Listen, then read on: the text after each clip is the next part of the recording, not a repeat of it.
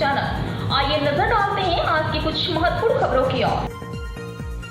अहमदाबाद के प्रतिष्ठित क्लबों में से एक स्पोर्ट्स क्लब ऑफ गुजरात रविवार 29 सितंबर को होने वाले चुनावों के लिए तैयारी कर रहा है, क्योंकि श्री राजेश प्रवीण भाई ब्रह्मभट्ट ने चेंज पैनल के उम्मीदवार क्रम संख्या 3 के रूप में चुनाव के लिए वकालत की है, जहां नवरंगपुर स्थित इस क्लब के प्रबंधन और प्रशासन पर सवाल उठ रहे हैं। वहीं राजेश प्रवीण भाई पटेल ब्रह्मभट्ट क्रम संख्या 3 ने क्लब की गरिमा वापस लाकर और सभी सदस्यों का सम्मान बनाए रखते हुए चुनाव जीतने का दृढ़ संकल्प व्यक्त किया है।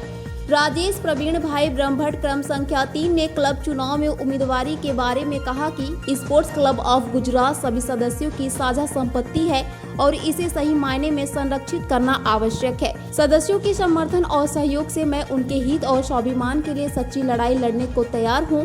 मैंने क्लब के सर्विस टैक्स के रिफंड के लिए लड़ाई लड़ी, जिसके परिणाम स्वरूप बड़ी संख्या में सदस्यों को रिफंड मिला। जिन सदस्यों को अभी तक रिफंड नहीं मिला है, उन्हें मैं अपनी तरफ से पूरी मदद का आश्वासन देता हूं। पेश अहमदाबाद से नीता लिंबाचिया की खास रिपोर्ट।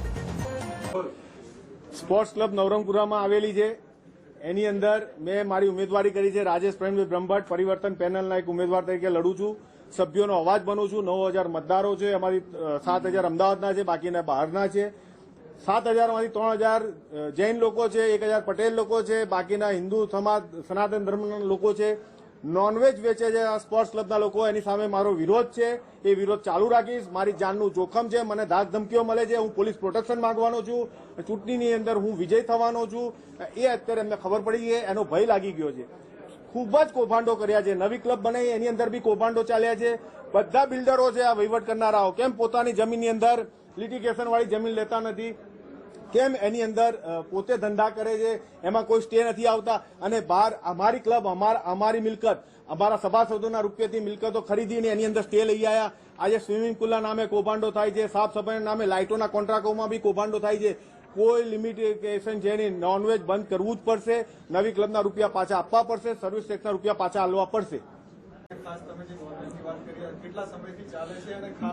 સાહેબ, નોનવેજ ચાલુ જ છે। મેં બધા સભ્યોને પૂછ્યું, ખોટું ચાલે છે, પણ કોઈ અવાજ ઉપાડે, એને કોઈ બી રીતે દબાવવામાં આવે છે, એનો અવાજ બંધ કરવામાં આવે છે, અથવા એને કોઈ ધાક ધમકી આપવામાં આવે છે। હું કોઈ રીતે ગભરાવાનો નથી। મારું જાનનું જોખમ જો મારો જીવ લઈ લે તો બી હું નોનવેજ બંધ કરાવવાનો છું।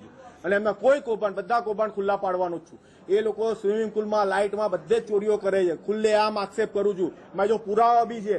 અને તમામ લોકોને કહું છું, સાવચેતીથી રહેજો। કોઈ બી જાતની ડિસિપ્લિન બગાડતા નહીં, ક્લબનું વાતાવરણ દોહરાવતા નહીં। બે હાથ જોડીને વિનંતી કરું છું।